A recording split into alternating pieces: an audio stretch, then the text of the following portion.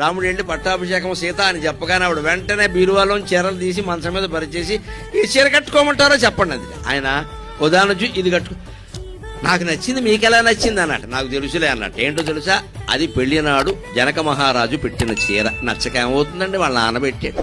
మొగుడు 10,000 ఎట్టుకున్నా నచ్చదమ్మా, పుట్టింటి వాళ్ళు 1000 రూపాయలు పెట్టుకున్నా నచ్చుతుంది, మహిళలకి నమస్కారం.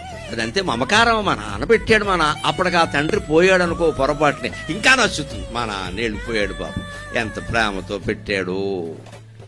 ఈ మొగుడికి చికగ్గా ఉండి నేను 1,00,000 రూపాయల చీర కొన్నాను, ఏ మాట చెప్పట్లేదు ఇక్కడ. అంతే, అదంతే. దాన్ని నవ్వేసి ఊరుకోవడమే, తగాదా పెట్టుకోకూడదు.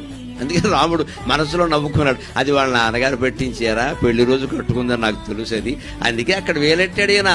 వారి ఇష్టమే మన ఇష్టం అనుకుంటే అయిపోయాయి. మన ఇష్టం దేనికి ప్రత్యేకంగా, మనస్సులో ఏ కల్మషము లేనివాడు ఎదుటి వాళ్ళ ఇష్టానికి ప్రాధాన్యం ఇస్తాడు. అప్పుడు జీవితం బాగుంటుంది, జీవితం బాగుంటుంది ఖచ్చితంగా.